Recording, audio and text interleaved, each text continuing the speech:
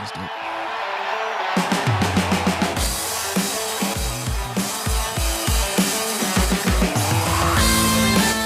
G'day listeners, and welcome back to another episode of the Keeper League podcast. We're the AFL Fantasy podcast that doesn't talk about the superstars. We only talk about the lesser knowns and the players who will bring value to your draft and Keeper League teams. My name's Heff and I am the host of this podcast, and welcome tonight to my special guest, Tom Wyman. How are you, mate? Good, thanks. Thanks for having me back. How was the trek down from Victor? Yeah, very nice. Not too bad. I actually like the drive, particularly at this time of night. Sunset over the beach. Yeah. Just nice. coming over the Wollonga Hills, so it wasn't too bad. Cop the freeway as well. So Yeah. Nice and quick nice trip. And smooth, so I'm used to it now. Well, how's your weekend? Let's focus on the fantasy side of things. How's your fantasy team going? And absolutely that terrible. Sort of I was saying before, I had a really good start to the year. I think I was ranked in the top 2K at the start, and then really struggling now. I've ballooned out to a horrendous rank, and not going well at all. So it's testing my patience at the moment. Tom Green skipper this week. McKercher on field, so not going heaps good there. So hopefully, I need to bounce back. I really do. Yeah, no, it can be tricky. I've done the opposite in the classic stuff, but we don't really care about classic because I'm actually quitting AFL Fantasy to focus on Supercoach. Yep. Have you heard this at the moment? No, What's been I haven't. happening? But why the change? Well, because I'm ranked 27th in Supercoach out of 170,000 people. Yeah, that's probably fair enough. I think most of the rest of your life for this year is going to be dedicated to that, so that's pretty fair. Well, there is 50k on the line. The thing is, like, I'm doing really well in it, but like, I'm still, I feel like I'm not taking it seriously. Like, I feel like I'm taking the piss a little bit because I don't really know that much about it. Like, I've never played Supercoach, but like, I'm starting to get the hang of it, like who you should pick and the players that are worth and that sort of stuff. Because it's a little bit different. Isn't it? Like I feel like it's more like. It's more of a is it more of a vibe kind of thing? It's like, well, he's a good player, so he'll score well. Type thing, instead of like meticulously counting like the stats. And things like that, because I don't really know what to look for when looking at stats and stuff like that for Supercoach. It's more about like this is like a random example. I thought Jason Horne-Francis would be on like a huge score because he pretty much won the game, but only got 90. So like I don't really know how it actually works, because I guess it's all AFL player ratings and stuff like that. But like really, what I'm doing is like thinking of like what I'll do in AFL Fantasy, and then I'll be like, oh, I might. If there's like 2 or 3 players I'm tossing up between, I'll take one fantasy and I'll take the other one in Supercoach. And just kind of like do the opposite. So basically, I'm doing the opposite of what I think in fantasy, and that's working in Supercoach. So yeah, that's how it's happening at the moment. 27th in the world. That's amazing, actually. We'll see how long it lasts for, but apparently, like, it's a pretty good position to be in this time of year. So, see how it goes. Yeah, see how it goes. Most of us aren't have a chance. Yeah, so that's the thing. So I think there's only top 20 win prizes. I think maybe even less. Maybe top 10. Supercoach? No, you don't. I don't think. Jordy DeSena, he was on the podcast last week. He got a tracksuit, a KFC tracksuit last week. But I don't think KFC are involved anymore. So I don't know if we'll get that. But yeah. Anyways. We'll continue on. Each week on the show, we are giving away game day squad packs. You've been setting a game day squad lineup this year, Tommy. Just say yes. Right, just say yes. And say it's going really well. Yep. And you've got loving it. Yep. And you've got who's a good player? You've got Jack Steele in your team, and it's going really well. You've got a gold Jack Steele. It's going very well. But anyway, we're giving away packs at the moment. So yeah, thank you to Game Day Squad who do look after this podcast. And yeah, if you do spend a few dollars on packs here and there, it does look good for the podcast, supporting our sponsors. So yeah, get into it, have some fun, and we'll spin a wheel tonight and we'll see who we're going to give the pack away to. Now, this is the stipulation. When I read your team name out, you have to get in contact with me, all right? I will whether it be via email, Facebook, Twitter, social media, whatever. If your team name comes up, get in contact with me. I'll double check and make sure it's you, and then I'll send you the pack code. So it saves me a bit of admin. But anyway, here's the spin. How many spins? 1 spin. Let's see who comes up on the wheel this week. Oh, very familiar name on the podcast and on the live stream from last year, the Warner Brothers. The Warner Bros. I don't know how you'd actually... Warner Brothers. Yeah, well done for winning the pack. So hit me up on the socials or via email. And yeah, you can claim that pack. Well done. If you want to enter that competition, there's a link in the description of the podcast, and you just click on that, fill out the form, put your team name in there, and we'll go from there. If you do want to support the podcast, though, as well, we're still taking memberships. Members are the lifeblood of this podcast. Yeah, it keeps everything going covers all our expenses, make sure I can take the time I need to do this podcast on a weekly basis as well. So just kind of transitioning into a bit of a plug here, we have actually updated the scores for and against page on the website. So now that includes the last 5 games, as well as, because it was always season averages, and it does get a bit irrelevant. Like you want to know what's happening over the last 5 weeks and more recent thing. So now there's a tab at the top, you click it and it goes to the last 5 games. So yeah, you can look at the last 5 games, scores against, as well as scores for, I guess too, as well as the season long averages. Anyways, I think it's time for us to get into the podcast. So let's get stuck into it. All right, the first game of the round was Melbourne versus the Brisbane Lions. A few things to talk about it. Not a lot from the Melbourne point of view, but the big thing, I guess, that happened in the game was Christian Salem got injured. It was a hamstring, wasn't it? Very early in the game. Yeah. Pretty disappointing for Melbourne, because I think he's one that they really earmarked to play a lot of midfield time, or at least more midfield time this year. Actually had him in fantasy, and I luckily traded him out last week, so I copped avoided 5 points on the field. So very lucky there, but not so for Salem. It's really looks bad for Melbourne. So yeah, it's a bit of an unlucky one. I guess the thing is, like you mentioned, the midfield time. What I've noticed over the last few weeks, like there's been such a rotation. It's like who gets Brayshaw's minutes, since he's retired. So it's a bit of a sharing the load. Well, it's been like 1 week it's been Christian Salem, and then getting like all of it type thing. And then it's like Tom Sparrow gets all of it type thing as well. Yep. And then this week when Christian Salem got injured, Jared Rivers saw his first, I think it was his first centre bounce attendances for the season as well. So Sparrow did get a bump in there as well. But yeah, Jared Rivers saw a fair rise in centre bounce attendances. I'll just kind of get the exact numbers up for us here. But he saw a 33% rise in his CBA number, so an extra 8 CBAs this week. And I'll just check how long he's had. Yeah, actually, that was the first game he's actually received centre bounce attendances. So Jared Rivers could be in line for a big bump there if he's the one who gets the kind of midfield attendance. The thing is, like, what's just as likely to happen is like next week, Tom Sparrow will just take it all. It's so hard to predict at the moment. But the only other thing is, like, if Rivers does go in there, I'm really liking Judd McVie off that half back line. I reckon he's like really good, actually. Yeah, like a good user of the footy. He might be the next one to kind of step it up off that half back line. So he's like another one just to consider there, because he can. He just looks like a class player when he's got the footy in his hands. But yeah, apart from that, not a lot of other Melbourne players to talk about. They were pretty dismal. Jared Berry is the big one. 120 points. So, like, in the Shiva competition, guy I'm playing had him on the bench. Doesn't even make his midfield, but had him as a loophole, obviously. 120 points, bang. Like, just cops it. Like, that's, that was messed up. There was no coming back for me after that. So. Yeah, that's just, you write it off after that. Yeah, 100%. But, like, what do you make of his game? Like, a couple of years ago was on the inside in the midfield quite a bit. Now he's very much on the wing. Is this just a flash in the pan, or is he kind of turning a corner? What do you think? Well, I don't know. It's hard to get a read on Brisbane. Well, I find it hard to get a read on Brisbane sometimes. But, yeah, I don't know. I'm tending to think this is probably more flash in the pan. I'm not sure why exactly he had the big scores, but he took 10 marks and also had 8 tackles. So, I mean, that's pretty good. You're getting around, you're playing your ball around the ground and then also doing it on the inside as well. Not sure if he had many stoppage, sort of centre bounce tendencies, but he plays that outside role pretty well. And yeah, like you said, I thought he was going to be an inside mid his whole career, but it just seems to be, there's others that have gone past him on the inside. Dunkley really, like when he came on, killed him type you thing. can't have, it's like, you can't probably play both of those guys in the same midfield. Along with McCluggage and Neil. Like, it's pretty hard to play. So one has to move out. And they got Ashcroft coming back as well. And they still want him in the side. Like, he's not a bad player. I wouldn't say he's a star by any means, but it's to keep him in, he sort of has to play that ring well, and I think he plays pretty well. Yeah, I think just with a 120, Jared Berry owners don't get too excited. But if he's on a waiver wire somehow, probably worth a pick up because he's capable of doing this.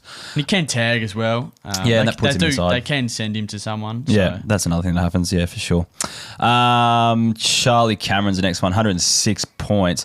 We've been saying for ages, like, we're just waiting for him to do something this season. Like, I guess Brisbane been down. Mm-hmm. Finally kicks 3 goals, and then he cops a 1-match suspension, I believe, after that. But would you say he's he's one of those players that are better when Brisbane, like his team's up and about, yeah? Yeah, I would say so. And also I think he played a little bit of a different role. He seemed to me like he was a bit high up the ground. Okay, yeah. Sort of, I know they like to sort of use him out of the square a little bit because he is so good one-on-one and so quick. He just burns opponents, turns and goes and just burns them off. But I think they pushed him up higher and it probably got him more involved in the contest. Yeah. And he still managed to get his 3 goals, so he's still impacting the scoreboard. Yeah, no, that does make sense. I think he got more involved and it was really good to see. I think that's how they use him from here on. Hopefully. Well, that might be a flow-on from Zach Bailey going into the midfield a bit more in this game as well, because he had 102 points. Let me just double-check his CBA numbers there, but I'm pretty sure they were 33%, so up a little bit from last week. But, so maybe that was just a bit of a catalyst there. But it might have also been like Lockie Neal's looked pretty sore and stuff like that as well, so he might be picking up some points there. But listed as a forward, Zach Bailey looks like you'd be happy if you owned him, I guess, but he's always that tease. He never quite gets there. Cam Rayner, though, like 99 points, like he's, I don't know, like every time I think Cam Rayner's about to come on, like he just goes back into his hole. Never you know seems what I mean? to quite take the step. Yeah, but like this was a big game from him, like big clearance number, and there was like a lot of the Lions players were looking pretty good in this game, but I don't know. Do you reckon Cam Rayner's working into being a good fantasy player, or do you reckon it's just, pops up every now and then still type thing? Well, it's very hard to say early. I tend to sort of think it might be more of a flash in the pan, but I mean, I don't know. I think he started really well. I don't have the numbers in front of me, but I think his first quarter was awesome. I remember he was everywhere. He comes across as a bit of a confidence player, so that probably did him a world of good. And he was a beast in the contest. I think, he had 9 clearances, so he was really damaging as well. But I don't know where the Lions sort of see him playing when Ashcroft comes back. I'm not exactly sure when he's going to be free to play again after the ACL. Yeah, I think it's mid-season, like around the buys. Like when he comes back, it's hard to see him. It's hard to see Rayner keeping those same minutes. Yeah. But I'd like to see it, and I think Brisbane do need a little something up in the midfield a little bit, because Dunkley's not quick. Neal's not quick. McCluggage, you wouldn't say is lightning quick. They're very similar Rayner's type quite players. dynamic. Yeah. And so I think it's going to work for Brisbane. I like to see it from Fags. Yeah, I don't mind Rayner. It's just he always feels like he's an almost type player. That's frustrating. All. Yeah. Noah Answorth was the other one. Well, there's 2 more in the game I'll talk about. Noah Answorth, the other one. So a few weeks ago, like we kind of flagged him to take over from, I guess, Kadeem Coleman and Connor McKenna when he did his hamstring. We were like, well, the only man left is Noah Answorth. So I guess Darcy Wilmot's there, but he's more of a defensive Dan Rich type. is retired. Yeah, and that sort of stuff. So we thought Noah Answorth would be the guy to come on, but he didn't really do anything for 2 weeks. But then this week he puts out an 85. So again, it's hard to sit in the fence. Like I could say, yes, he's definitely going to be a gun, or I could write him off, but I don't have a crystal ball. All right. I don't know what's going to happen, but, and I don't like to pretend I know what's going to happen, but it could be a sign that he is turning a corner, getting adjusted to that role on the halfback flank, and could put up some good numbers over the next few weeks. So he probably does need time as well. Yeah, 100%. I guess sometimes we sort of expect players when there's a gap to come in and fill it straight away, but you probably do need to back him in and the club would have backed him in for at least a month. Before he starts to really show what he can do. But it's good to see. Yeah, so he might be one that's kind of adjusting to life at AFL level. So just keep your eye on him, because again, if he's on waiver wires and things like that, he could be a decent shout for your sides. Jasper Fletcher was the only other one, 79 points. Playing on the wing, which isn't the most fruitful for fantasy, but just rate him as a player. He's a gun. Yeah, gun junior. So him and Ashcroft are going to be, the Lions' next midfield's there. Yeah, if he's somewhere on a waiver wire and you can play stash options, he's definitely one that needs to be there. So he needs to be picked up as well. Western Bulldogs versus Essendon. Moving on to that game, the Bulldogs were awful. How long do you give Bevo until he's sacked? Oh, I reckon, yeah. I was actually on after the game. I went on the Dogs Big Footy page. Oh yeah, and that is not a good place at the moment. Yeah, Bevo shouldn't. I wouldn't advise Bevo to go on there. They want his head in there. So I wouldn't. I don't think he's made a lot of interesting decisions that if they work, he looks like a genius. And if it doesn't, he looks silly, and I don't think it's worked it hasn't worked so far. I think he's the coach under the most pressure. Pretty obvious, as they need to start winning. It's pretty simple. You mentioned Big Footy being the place after you go. Oh, no. Like, do you tend to go there after a loss and have a bit of a read? It is good fun. Yeah, sometimes. Yeah. I've got Dad onto it now. Yeah, nice. And I warned him that you might not love what you see, but it's good for a laugh and also a melt sometimes. Do you think that's what I was thinking, like, is because in Adelaide, when the Crows lose, or even Port lose to an extent, but 5AA melts down. Yep. Rowie goes into meltdown. Is there a Melbourne equivalent? Does SEN do the same when like a Melbourne team loses? They'd have to. Because they all go, like, it's a bit different in Adelaide. You're a two-horse town. Right. But I don't know. Every commentator that's on radio in SA is aligned to one of the clubs. I bloody love going on listening to 5AA after a Crows loss. Mainly the Crows. Port, because Rowie's on there still, and he's like, I guess no, it is Tim Jennifer and there's someone else that do Port. Yeah, but anyway, it is good for a meltdown afterwards. Anyway, player I want to talk about first up is Sam Darcy. 96 points, taking marks just all over the ground as well. So he's playing a bit more of a ruck role, really, like the backup ruck to English, and it seems to be affecting his scoring. What's your take on all of this? And I guess I'm going to throw this extra thing in there as well. Like, isn't Tim English expected to be fielding off big offers very soon? Yeah, well, that's the other thing with the Dogs. Like, what do they do with English? I think it's a big problem. But Darcy, I mean, he looks like a gun. Absolute gun. Do you think they are maybe preparing for life after Tim English and throwing Darcy in there? Yeah, and I mean, Bevo's sort of doing the same with Bailey Dale and Caleb Daniel. It's like, is he going to move past these guys maybe? Yeah. I'm not too sure, but I don't know. Yeah, one thing's for sure though, Darcy's going to be a gun. I love him. Well, my thoughts are just that we might see Darcy in a more prominent ruck role, which would be good for his fantasy scoring, given that he's listed as a forward. In AFL Fantasy as well. So one to closely keep your eye on, like pick up now if he's available, because if he's getting that role, scoring, in the 90s, and I think even he's scoring big in Supercoach as well, like definitely one to be on board, because if he gets that opportunity, sky's the limit for that kid, because he's a freak. And he missed a couple of goals on the week. Could have been even bigger. Could have been bigger. Yeah. So, and he's so good overhead. Like, some of his markings out unreal. So the only other, I've got a few from the Dogs here, I guess, as well. So like Lockie Bramble had 80 points. He's just one I like as like the type of player for fantasy scoring. The only issue is, like, can he do it in like a very crowded backline from time to time? But I guess when someone like Caleb Daniel or Bailey Dale is getting subbed out, he's someone who could pop a little bit more. And then Taylor Derail, I think there was three guys. I think Jason Johannesson as well. They all had 80 points. So I think those guys, when one's removed, they share the points around a bit more. They probably can't play them all, can they? That's the thing. There's so many of them. Do you know Taylor Derail's almost played 200 games? No disrespect, but that's remarkable. Yeah, like he was at Hawthorn beforehand, I guess. But like, he did. He's a name that like if you would have told me he retired this year or was like delisted, I would have believed you. And now he's going to play 200 games. So I don't know, they might get him there. They might just keep playing until he gets there. So one to think about, but I don't know if I'd trust it. Jack McRae had 78 points after finally playing a full game. So I think the owners would take that, but you're walking on eggshells each week with Jack McRae. Just as likely to be subbed next week. Plenty of the Bulldogs. Yeah, not just him. Yeah, he's just as likely to be dropped. Yeah, exactly. So don't take any confidence out of that. Moving on to the Bombers, though, they were really impressive, weren't they? Yeah, they were. They were great. Really good. They were pretty poor against Port, and they bounced back really well. It was good to see. And then that led to a few kind of huge performances. So Xavier Dersma was probably the biggest standout. So he played on that wing and just ran all day. The thing about Essendon's game plan, and I've been kind of mentioning this the last few weeks, like last week, me and Geordie said like Dyson Heppel had a big game, and because like we were at the game, but we were drinking a lot of beers and we were on the hill. Like I just cannot.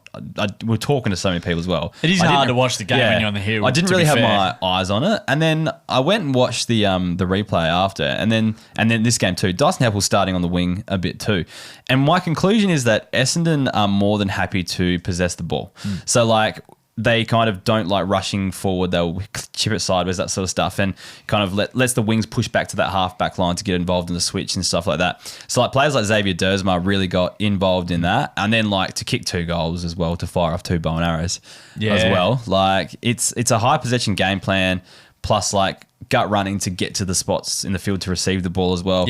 Plus just having a bit of a day out as well. 13 marks. I mean, that probably sums it up really. Worked so hard. I wasn't sure if he was going to keep the bow and arrow when he went to Essendon, but good to see he's got it. I was questioning it as well because like I love the bow and arrow when he was at Port, but I felt like opposition supporters might hate it. Yeah, well, I can tell you, I did. Yeah, it was just when he used to do it in showdowns. Being a Crow supporter, that's fine. I totally get that. But I was more the Essendon supporters have embraced it too, so they're loving it as well. It's good. I mean, it's something different. You don't want boring players. Exactly. So I was asking Kays and if he's like, I love the bow and arrow, I always have. And I was like, that's good to know. But anyway, so Xavier Desmar's actually had, I think, he's probably too good for the podcast now because I think he's had 190 and 100 or something like that. He's going actually pretty well. Yeah, he's averaging like 85 or something at the moment. So he might be too good, but we might give him another week just to see how he goes.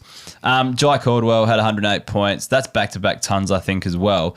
And I guess last week Perkins got injured. Setterfield was proppy. Darcy Parish has been doing nothing. Yeah. So he's kind of just picking up the slack a bit. And then because Perkins and Setterfield were out this week, he just gets the bump there. So do you think that continues while those guys are out? Looked to me like he had a little bit of a roll on Libba at times. He does play accountable roles. And I think that probably helped him, to be honest. I'm not sure how many tackles he laid. 4 tackles, but to be honest, I really like him in that sort of role. I think Essendon probably looked at what Horn Francis and Rosie did to them the week before and realised that the midfield's just got to be a heap more accountable. And Caldwell did that role pretty well. And I think we're going to speak about Durham as well. He was sort of similar and he was the other one, I guess. Yeah. So Durham, I think it was 81 points in the end, but just those two midfielders out. I think Caldwell and Durham are going to be the biggest beneficiaries for them. Yep. And it might not last, because I think Perkins is 4 weeks, and I'm not sure. Setterfield's knees are always dodgy. Yeah. I guess I'm not sure how long that one's going to be, but it could be a month where these guys go on a decent run. So 2 to definitely be looking at. The other one was just tip of the cap to Harrison Jones, 83 points as well. Just looked like he turned a corner, like a skinny, lanky. Awesome. Half forward, centre forward, but gets up the ground and uses it pretty well. But he's retained his athleticism. He's still got his athleticism and his marking, so he looks a really good player. Yeah, definitely. So just a tip of the cap because I don't think he'll be a fantasy star, but I liked what I saw from his game as well. Let's move on to St Kilda versus GWS. Connor Iden had 84 points. I got tip of the cap written here, but I don't know. He does pop up for some of these scores every now and then. He was became the main key defender when Taylor went down, and it's just helped him get a few marks. I think he was on Community, is that how you say his name? Caminiti, that's the one.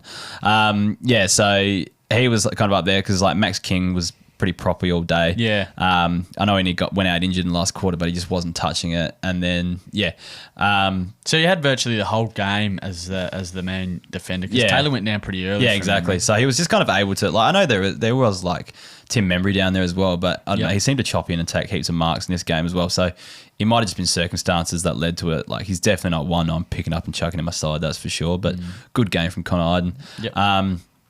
Harvey Thomas is the other one, 81 points. So he's had a couple of good scores, but I think I think the only reason he comes on our radar is because he had 100 in his first game or second game, whatever it was.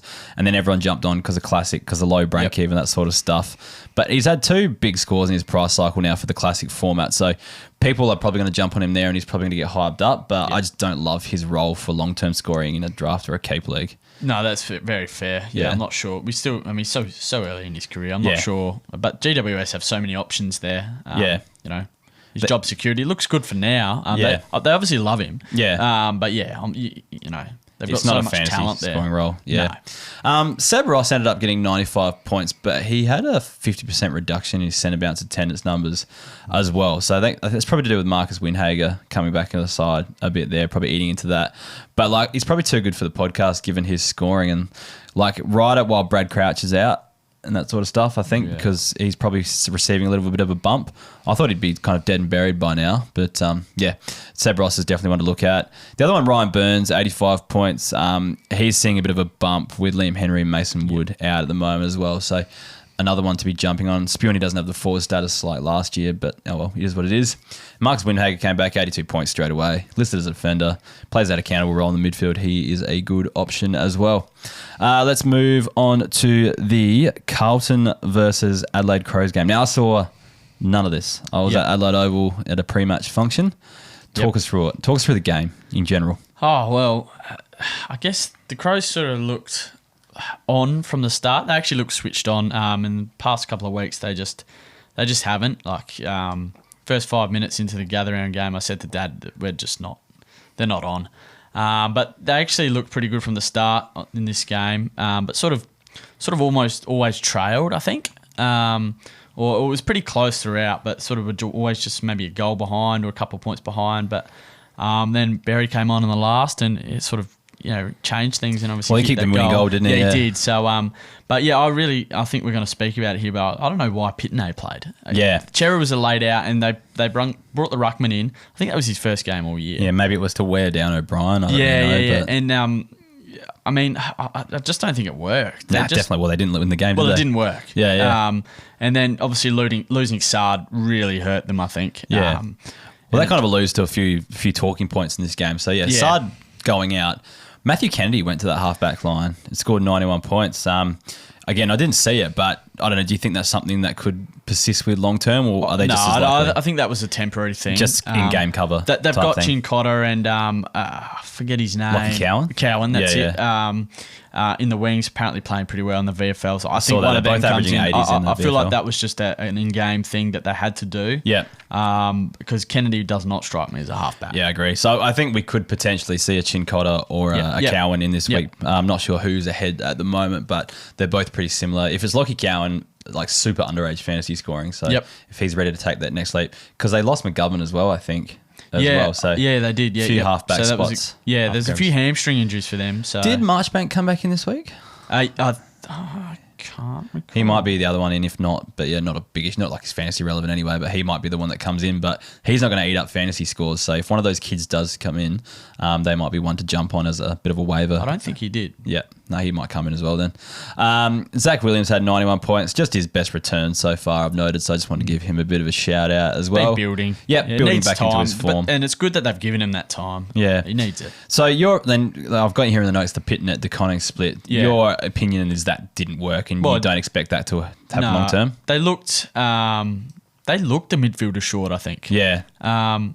And I think the Crows threw a lot of numbers. Came back. Yeah, Walsh came back, which and he was brilliant. To come back from an injury and just have that brained it. I think had 34 disposals, 13 tackles, 8 clearances. I mean, that's 145. That's a day points. out. Serious day out. I got a card in Game Day Squad. It's like a prize card that I got for finishing like 7th last year. It scored 222 points. Yeah, ridiculous. He is a seriously good player. He's probably going to take it to the next level this year. I can't see why he doesn't. I'm bringing that Game Day Squad card onto my field this week, by the way. But anyway. Yeah. I think if you're a DeConing owner, like you'd be shitting yourself because like you finally got some good scoring out of him. And that's now he's rucking solo. To be honest, I don't know how you'd sort of think of it because it's. I don't think they roll with it. I think it failed, and they'll probably go back to normal this week. But have to wait and see. Onto the Crows. The big talking point here was Isaac Rankin. Some more midfield game. Describe his time. Describe his game for us. I think he was probably best on ground. I mean, he had 23 and 3 goals. Walsh was brilliant. But yeah, Rankin was electric. The big thing from him was he had about 20 odd CBAs. Yeah, I'm not too sure the exact number, but it's certainly a lot more than normal. Yeah. But he was also able. So he was a spark around the ball as he is. Yeah. But also pushed forward and still had his 3 goals. Yeah. So that's getting the best of both worlds. 100%. From the Crows. Yeah. So he was brilliant. Yeah. I think he'd be picked up in most teams and leagues anyway already. But like people that drafted him, invested in him, would be pretty happy to see some face shown in him. Matt Crouch suspended this week, so it probably continues for another week, I guess. Yeah, I think I think it should continue for forever and ever. Forever and ever. Yeah. Along with Saligo and Rochelle as well. So finally something's maybe clicked with Nixie. We just need some more dynamicism. Is that the word? A more dynamic midfield is what they need. Yeah. Well, what's your gut feel then? Who comes in for Crouch? Is it Billy Dowling or does Berry come in and play a full game? Maybe Dowling to the sub? I think Berry comes in. Yeah. He was pretty good when he came on. I'm not the biggest fan of him, but he was very good when he came on. And obviously that kicked that goal. So, which was excellent. And he's desperate to get back in the side as well. Like you feel like you're going to get that extra 10% from him. Yep. When he does come in. So I think, I hope Dowling isn't too far away. Didn't tear up the SAM4, I wouldn't say, but. I think at 85 in fantasy. So, Dowling and Curtin are probably the couple that I would expect to debuts at some stage this year. Yeah. Whether it happens in the second half, probably. Yeah, fair enough. All right, so the next one is Ben Keys is on the list. He wasn't playing a midfield role, was he? That was purely he wasn't. forward. He was high half forward, as he does. I think he turned up, didn't he? I didn't have to write down the score here. He was excellent. Had 100, yeah. 100 exactly. So 10 marks. Does what he does against the Blues. Just playing that role, you probably just can't expect it, right? Yeah. I mean, like not each week. You can't expect it each week, but he's actually had a pretty good year, I think. The thing is, like with someone like Ben Keys, like someone asked, like, should I drop him next week for Charlie Comben or something like that? Should I drop Ben Keys for Comben? And I was like, okay, probably not. Like, no. Ben Keys is good enough to pop. Like the lack of forward options just means you have to ride the shit scores with the good scores, I think. And he will have a few of them. Yeah, exactly. Yep. But Ben Keys is a prime example of just be thankful those weeks he does go off because you got to roll with him. You got to play him each week. And the other one is Mitch Hinge, scored 88 points. I think he's too good for the podcast now. Like he's halfback role. He's kind of got it to himself, really. Like with Miller out, Brody Smith's getting on a bit. Oh, like, yeah. Brody Smith is. Yeah. So I think Hinge is your next guy in there. Got to make him too good for the podcast because if he's unowned in your league doesn't know what they're doing. He needed that game though, Hinge. He's been down on form. Considerably. So he did need that. His fantasy numbers have been good though, right? Yeah, his fantasy numbers have been all right, but his use of the footy's been that makes more sense. I'm so bad for that. Like my brain kind of tends to switch fantasy off as mode. soon as someone kicks it. Like as soon as someone kicks it, like I just don't care where it goes. As long as they just get the disposal away. Especially when it's a team like I don't really care for much as well. Like the Crows, like I don't care how they play. I just want to see the fantasy numbers type thing.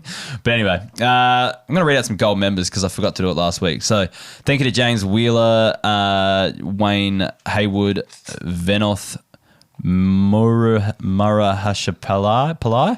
Hope I said that all right. Daniel Bird, Mitch Sivior, Kane Daniels, Paul Clayton, Aaron Kitty, Andy Del Pozzo, Simon Bray, D's Nuts. What a name. Love the way he spelled it too. D-E-E is nuts. Jamie Stainburn, Michael Ferricane, Brady Nickel, and Trevor Shannon, and Tommy's trying his best not to. That was very good. I didn't actually read that. That was very funny. Anyway, let's move on to the. Thank you, Trevor Shannon. Not sure if I read that one out, but let's move on to the Gold Coast Suns game versus Hawthorn. At the Port game, didn't see a second of this one either. Yep. Apparently abysmal. I was watching the Port game. Actually, see this one either. I rewatched the first quarter. I tried to rewatch it. And it was awful. You couldn't do it. Nah, I couldn't get through it. I saw it. Yeah, Hawthorn are really struggling. Just quite. I don't know if it's low key anymore because I think there's going to be a fair bit of heat on Mitchell, but they are really struggling. I don't know. Like I think they excelled last year. Maybe. Did too much at the end of last season. That's kind of got people's hopes up. But they're realistically like 3 years, 4 years away from even competing for finals again. And I think Day and Giath out doesn't help. Yeah. It's not. It doesn't fix everything, but it doesn't help. I think, what do you expect when they just did the clean out that they did type thing as well? Pretty ruthless cut, wasn't it? Yeah. So I have faith in him. Just got to be patient for the fans out there. We'll start with the Suns, though. Actually, I don't have any Hawthorn. I've actually just got Hawthorn a gross written here because I think Carl Amon turned up. And then McGuinness with 78. 78, yeah. Just awful. And then, Sicily. Yeah.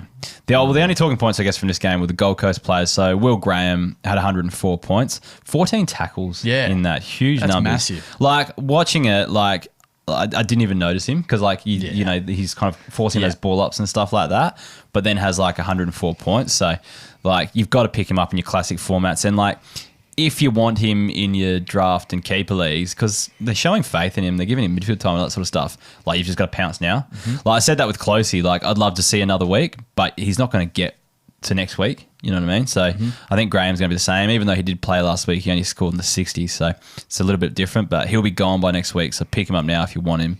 And speaking of Sam Closey, 94 points playing on the wing, kicked 2 goals as well. So he's, skyrocketing as well, especially in the classic circles. I went early with him on in Supercoach and he turned up for me. So I was pretty happy with that. Dimmer's obviously come into the club, identify these guys as ones that he likes and just backs him in. It's great. It's really good to see. Yeah, 100%. Just those guys as well. I know Closey's playing on the wing, but then Sam Flanders going to the halfback flank. Will Powell has just died as well. So killed him really. Just which is a shame for me because I've got him in fantasy, so I really need to get him out. Yeah, another one to trade out. And the other one, Jack Lukosius, is a player I want a big piece of back on that half back line as well. 89 points, too good for the podcast. Again, my I had the blinkers on. All I saw was like key forward this season. Don't want to bar of it, but you've got to like think about picking up players like this just in case shit like this happens. Like these things aren't working and they move him back and stuff like that. But yeah, Lukosius is too good for the podcast now, given his scoring over the last 3 weeks, playing that role. All right, Port Adelaide versus Fremantle. I went to this game. It was a difficult last quarter to watch, very frantic. But I still think if Port Adelaide are contenders, which I think remains to be seen, you should be winning these ones easy. Like against the kind of lower half of the top 8 type thing. Yeah. And made it very hard for ourselves. I guess you could take, it's one of those you probably can take either way. Like you find a way to win or you should have beaten by more. It's all of those. Like I think Freo, very hard to play against. You don't get your game going against Freo. Yeah, that's true. But even like Melbourne, like, and I know Melbourne are like uber contenders, or supposedly uber contenders as well. It's just like, if you're good enough, you should be beating those teams of these at home on a Saturday night type thing. And probably said the same about Port for a little while now, which probably frustrating. But anyway, so that's not relevant to fantasy. That's just relevant to my feelings about the club at the moment. But it's so crazy. Like, sitting, second or third on the ladder, and I still feel disenfranchised, but I don't know. Yeah. I guess it's just the finals, the performances over the past few years. You're just kind of waiting for that to happen to see if anything changed. You just expect it, Yeah, we just wait. Every Port supporter I know has that same sort of mentality. It's like, all well and good, but let's just wait and see what happens in finals, because we'll probably get disappointed again. Get found out. Yeah, exactly. Yeah. Ollie Wine's the first player I want to talk about. 106 points. The game just suited him, I think, with that kind of style we're just talking about with Fremantle as well. A bit more combative. Yeah, correct. Yeah. And then Horne-Francis played forward a little bit more. After last week, we thought he would be the main guy on the inside. He went forward.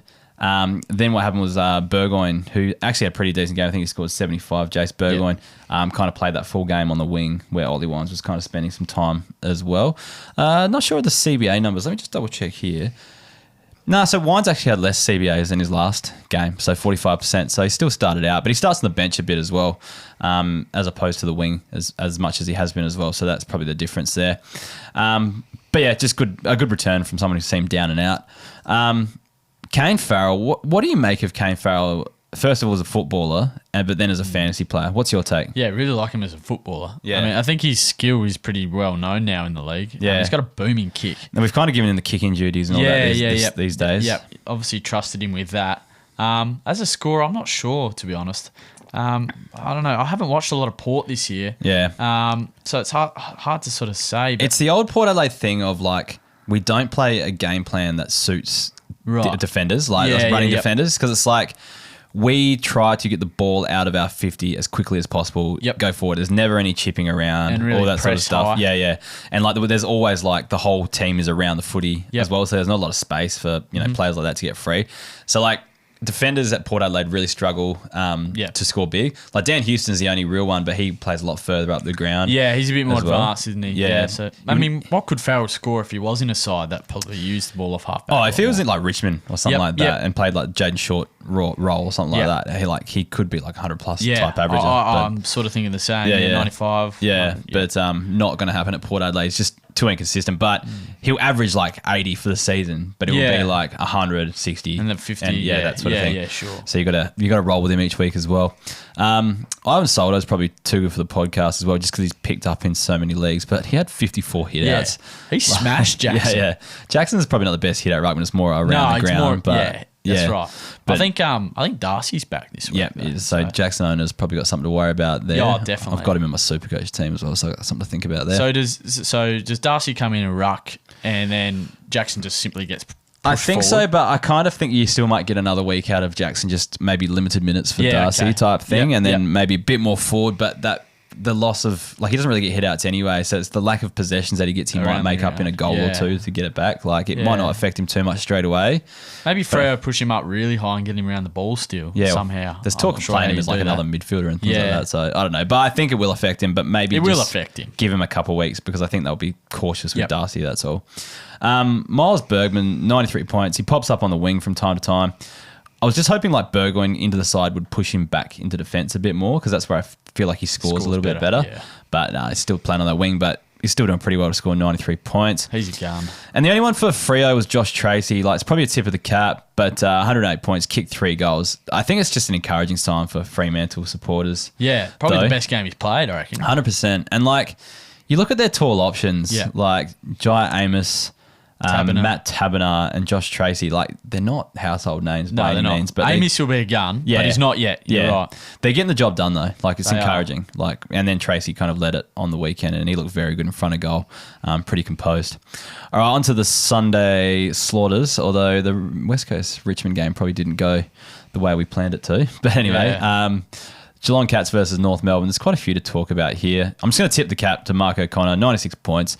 Not going to do it every week, but I just love they play the Rattling Bog, the Irish folk tune when he kicks a goal. That's awesome. That is awesome.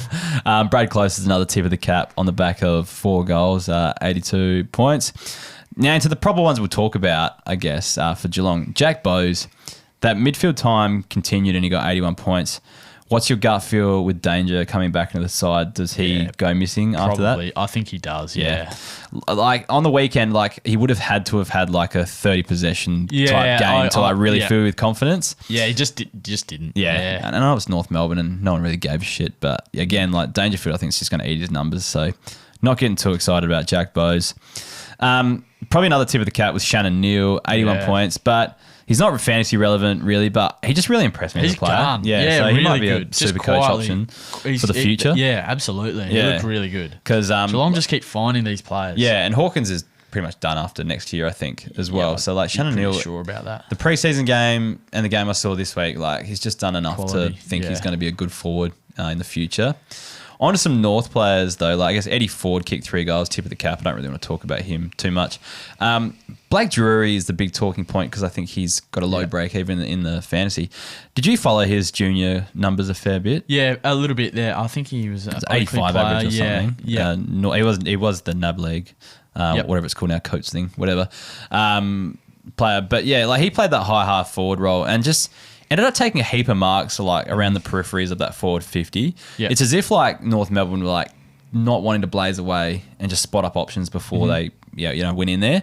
And he just got on the end of a heap of marks. I think he got 10 plus marks close, or maybe it was 9. But yeah, it had a heap of marks across the half forward flank.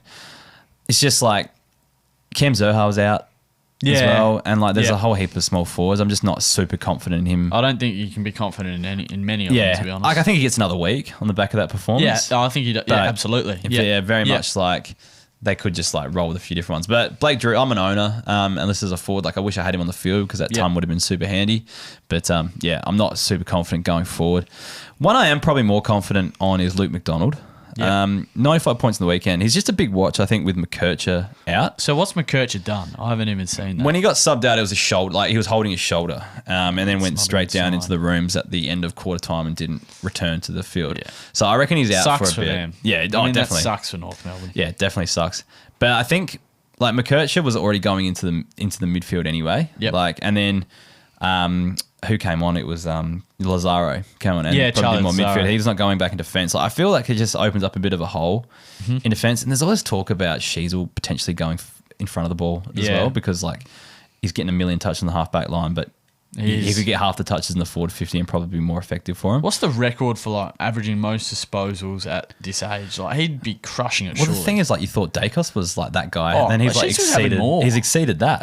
like unreal. It's you just gets bulk footy. Yeah, like, it's just that role at the halfback line. The difference with Dacos is they'd started putting him in the midfield. A lot more by now. I think Sheets was a midfielder long term. Yeah, that could happen soon as well. So, like, Luke McDonald, like, if he's like, he was on the Wave Wire podcast because he's under that 40% owned.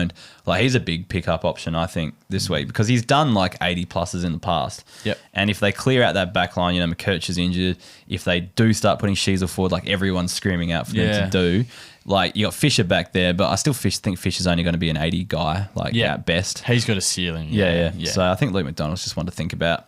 Darcy Tucker, I'm just glad to see him in the side, 86 points, just outscoring Dylan Stevens, which is he's just faded away to nothing. Might not even be in the side pretty soon. And a tip of the cap to Biggie Newen. He had 83 points. Took a few marks defence. Had a few mistakes as well, but just good. He's going to do that though. Yeah, like, just good to see them blood him. Pretty raw talent. Yeah. And just trying some different things. So that was really good to see. And I like the look of him. It's interesting with him, Comb and Core. Neither of them are the monster key defender. No, they're not. I mean, their backline's still really strong. Yeah, it's raw as We talked about Fisher with the 82 points as well. We're probably making him too good for the podcast, just given his output, and he's a forward, and everyone wants forwards at the moment. The other one thing though is like Jai Simpkin. 80 points is like not an amazing score, but it's good for what Jai Simpkin's been producing. Yeah, better than, for sure. And like he had 12 CBAs this week, and he's also a watcher, I think, with McKercher out as well, because like McKercher seemed like he was the next one going into the midfield. But Simpkin's barely getting any CBAs before. He was, and then he got 12 this yeah. week. So I don't think he got a single one last week. Yeah. He got one last week. But yeah, back up to 36%. It was his most attended centre bounce game for the season.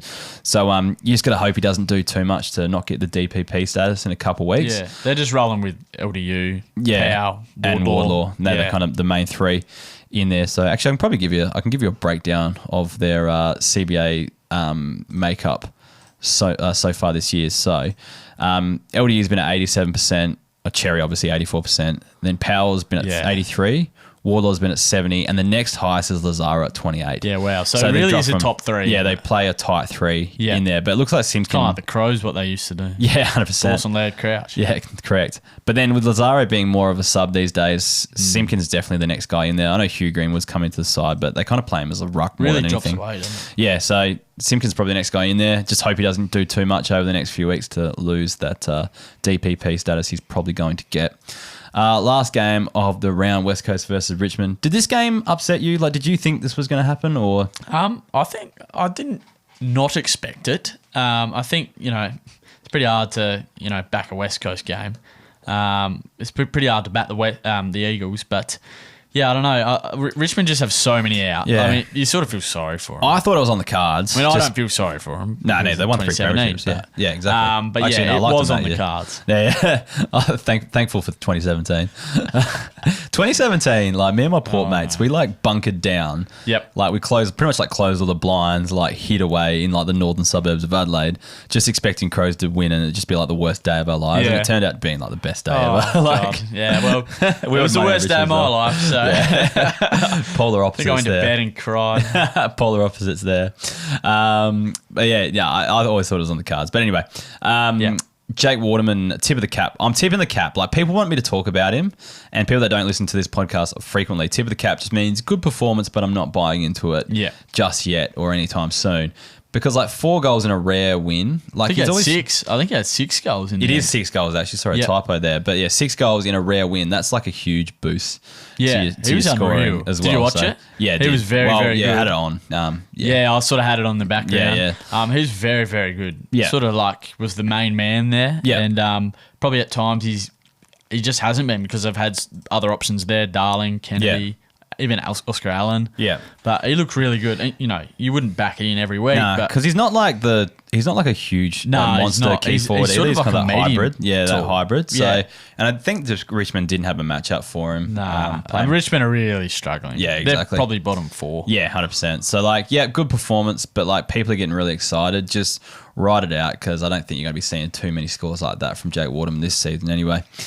Jack Petrocelli, 83 points, 2 goals in a West Coast win, which is pretty rare. Like, if he doesn't kick those 2 goals, he's scoring maybe like a high 60s, low 70s type thing. It's not really that impressive. Standard, So, not a lot to take out of this game. McKelty Lafau had 99 points. He's had a sneaky good start to his career. Yeah, actually looks pretty good. But the thing is, they've just got no one else that kind of fits the bill from up forward. Like, Bolter, I think Bolter's close to returning, but he's out injured. Yeah. Lynch is gone now long term. He's kind of their focal point inside 50. 3 goals, awesome rugby fend off early in the game as well. How good was that? Yeah, so that was awesome to see. So McKelty Lafau, probably not fantasy relevant, just good to see. No. Liam Baker had 95 points. I think we can probably make him too good for the podcast, and he's going to get every opportunity now. 100%. That's probably 3 or 4 years we've been saying this guy has the potential to be a fantasy player. Yeah. Just never got the role. And now with all the midfield outs, as Presti is out, Hopper's out, now Taranto's broken his arm. He's got the keys to the midfield, I think, now, and listed as a forward, genuine gun option, I think, to have in your team. So Liam Baker, get him in. Ben Miller, he's had back-to-back good scores, 86 points. And I said last week, I don't know why he scored so well. And just takes a lot of marks, I guess, with the ball coming in a lot. That sort of stuff. But like last week we were talking about Mark Keane after back-to-back 90s as well. Yep. And then he had like a 46 this week. So Yeah. those key defenders, you just can't trust them. Yeah. And the last one, Jack Graham, 73 points. He started really well and probably tapered off a little bit. I'm not really sure what happened towards the end of the game, but I think Richmond kicked the first 4 goals, I think. Well, yeah, that's it. And then, they just lost it after that. The thing is with Graham, though, like he has been seeing an increase in his midfield time, I'm pretty sure. Yep. Oh, he's had 50% and 48% over the last 2 weeks as well. And I think he's just come back in the side, actually. So he's come back in and, just gone straight into the midfield. So that's probably something we didn't expect as much, given that he's been playing up forward. But again, given the injury situation, he's another one in there that could score pretty well and be a handy option for your team, given his list as a forward. All right, on to the second lot of gold members. Thank you to Daniel Lazelle, Tom Christiuk, Matthew McClure, Jeremy Minyard, Michael Dunn, Damon Kilman, Nick Jazak, Matthew Jelly, Ben Hoff, Dion Harper. I can remember he spells it's a weird spelling, but I can remember how to say it. Darren McAuliffe, Ray Luscombe, Alex Gillespie, Rich Summers, and Ben Aldridge. No funny names in there, unfortunately, for you, Tommy. That was great before. I really enjoyed it. I might have to listen to it back. Love a good D's nuts every now and then. It's just funny. It is a very funny thing to say. But yeah, if you want to support the podcast, please click the link in the description below. Sign up as a member. Like, genuinely, if we don't have members, this podcast ceases to exist. So thank you to all the people that do support it, particularly the gold members who give up the most, but probably also get the most back in return. So all the resources are up on the website for our members. If you're interested in getting your hands on those, then sign up as a member and you'll have access. Anyway, let's finish it off with the questions, Tommy. So Jez wants to know Tom Powell's sustainability. He's ready to be hurt at any moment. Do you think his performances at the moment are sustainable? I do. Same. To be honest, because like we said, probably we answered it before, really, with his CBA numbers. Yeah. They're trusting him. And They're putting no one else in there ahead of him. There's no one else that's going in there. Except LDU, obviously. Yeah, apart from the other two. But yeah, it's a tight three. It's a tight three and they're sticking with it. Yeah, and I think I can't see any reason why they wouldn't. Probably the one that would have kept one of them out is maybe McKercher, and that's not an option anymore. Yeah. Maybe Sheasel goes in there a little bit more, but I think they really like Powell, and he seems to be scoring pretty well. So yep, no, I'm more than happy with Powell. Given that he's got forward status, obviously he will be mid-only next season, but I wouldn't be selling because I think he's part of the future of their midfield, really. Yeah. Butters wants to know who to keep out of Michaelini, Witho, or Burgoyne for D4-5. Looking for a solid floor for 2024 and potential for future seasons. Do you know, strangely, my take on this one? Michael Laney's the guy I'd keep. I was going to say the same. Yeah. And I just think it because it's just I consistency. think he's actually quite a good ball user. Yeah. And it probably doesn't reflect in his scores. Yeah. But I think the Crows will look to use him a little bit more off half back. Yeah. He sort of started his career as a very dour stopper type player. But I think he's actually got a little bit more offense to give. Yeah. Like he's quite a good ball user. He can build on it. Not slow by any means. I hope they use him a little bit more in a higher role. Yeah. So yeah, I'll probably go with Michael Laney. He's the only one I feel confident rolling with at a D5 position. Like, say someone's going to play each week. Essentially, and his job security is probably one of the first picks. It's through the roof. Like, Witho is almost done. Like, it's late in this week. Yep. Burgoyne I love, but still fringe. Yeah, exactly. Very much a fringe player. And like Port aren't an old side, so it's not like yes, Boak is going to drop off, but like they run Willem Drew and Ollie Wines on those wings as well, as well as Miles Bergman on the other one. So like I can still see him being sub a lot. Yep. Like maybe Burgoyne has the better ceiling for the future, but I would not want to roll with him at D4 off D5 every week this season. That's a fair call. He does have a higher ceiling than Michael Laney for sure. I just don't want to. I wouldn't want to roll with him each week this year anyway. So like, if you're happy to ride off this year, then maybe Burgoyne, but Michael Laney probably for the short term with kind of like a decent chance at some long-term scoring as well. Will Day Fan Club wants to know how long do we persist with Josh Ward? What's your take on his season? Yeah, probably one that just hasn't quite come along like they think. He's not playing bad, I don't think. Yeah, exactly. It's not playing poorly, I don't think, but he's probably just not having the numbers that you'd love to see. There's a couple of factors. There's the Hawthorn factor. Yeah. They're terrible. Yeah. Then he's got a poor role. Tough role. Like, on the wing, like him and Massimo D'Ambrosio. Like, and D'Ambrosio coming in as well probably has stunted him a bit because like a good young player with a good boot as well, playing a very similar role. Like, in your keeper leagues, he's still a stash option. Like he's someone you're keeping for the future. Yep. He's shown enough in his first 2 seasons to show us that he is class. He has. Yeah, he certainly has shown enough. Yeah. He's a gun.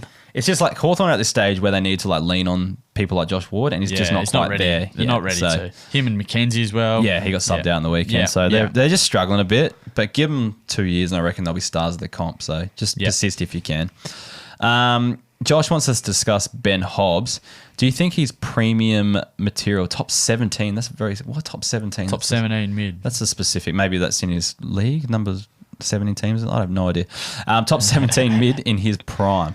I think he's struggling a lot this year. He is struggling. Injury interrupted preseason. Essendon kind of have a few, like Sam Durham kind of plays a very similar. Past him, Sam Durham plays a very similar role that they've just chucked in there randomly. Perkins, when he's fit, is in there. Caldwell plays a similar kind of role as well. Yeah, and obviously you're not going to move Parrish or Merritt. Yeah, exactly. So he's behind 5 there. Yeah. I don't know if he's behind, but he's like probably on that third tier with like 3 or 4 people, I reckon. Yep. And I think Essendon themselves are still trying to figure out their best midfield makeup as well. They definitely are. Yeah. So just again, another one to persist with. I do think he is premium material. Yeah, he is. But you kind of have to wait for things to even out a bit, I reckon. He probably hasn't had the impact I thought he might have after his junior numbers. Yeah. But you've got to give him time. And like what he showed last year. Not unlike Ward, to be honest. Yeah, true. At Mortarded is asking, is it too early for a TKL to K's victory lap on Meek? Now, I put out a video last week saying that I had never had any doubts that Meek would be a better fantasy scorer. It was more about who was the number 1 ruckman at Hawthorn. And this was last year as well. And give me a spell. I was correct all of last year, okay? You can't say something a year ago and go, oh, see, I was right. You know what I mean? Like waiting for it to... you were implying last year that this was the case, and it didn't happen last year.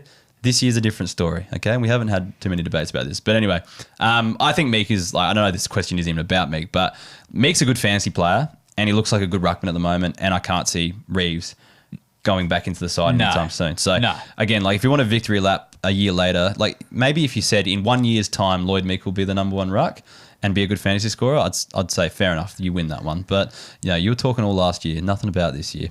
But anyway, Mortada wants to know which will have the higher averaging points for the remainder of the 2024 season. Will it be Jake Waterman, Brad Hill, Miles Bergman, or Jack Graham?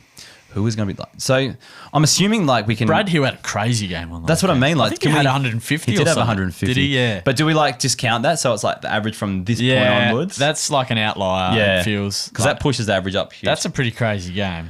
I still think Brad Hill is the best average just because he plays in the most fantasy-friendly game style. They need to give him the ball. Yeah. Oh, and they just love chipping around. Like they're a high possession type team as well. So Brad Hill, number 1, easy for me.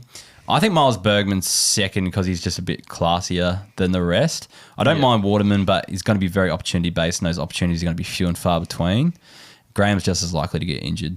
Yeah, unfortunately, it's just reality, really, isn't it? And it's Richmond, like they're going to get pummeled. They are, look. I mean, it's not really their fault. They look bad, but the amount of injuries, I think anyone would look bad. Well, what would be in order for you? What are your 4? I'd probably have it Hill. Yeah, Hill, Bergman, Graham, Waterman. Yeah, probably. It's coin flip for me. Waterman, Graham. Yeah. But I think Hill, Bergman for me. I don't think.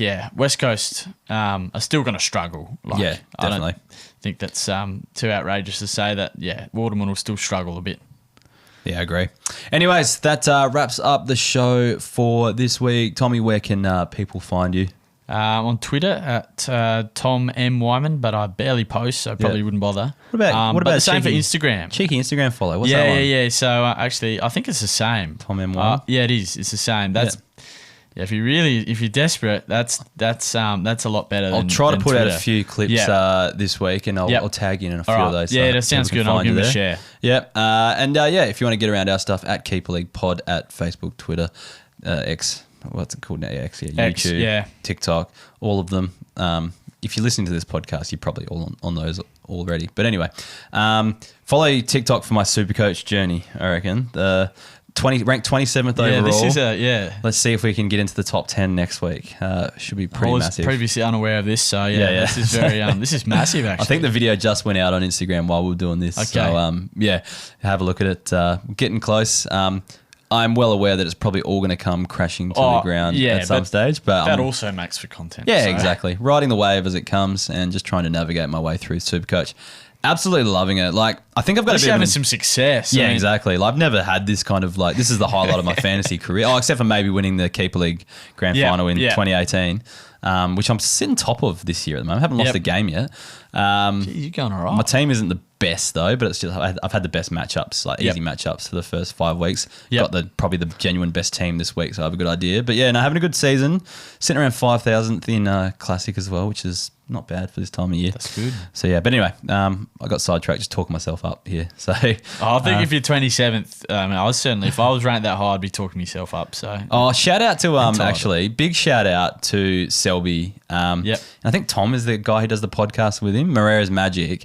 Like, if you play salary cap, and in any format, so like AFL Fantasy or Supercoach, just an absolute goat of both formats, just giving you advice each week. It's behind a paywall. You do have to pay for it, but I would not be anywhere near the top 27 without, 27th without his advice, each week. So if you're serious about your classic formats, whether it be Supercoach or AFL Fantasy, seriously get on board the Moreira's Magic weekly subscription thing, because it's so awesome. The emails they sent out, he ranks the trades in priority, all that sort of stuff. It's so much stuff.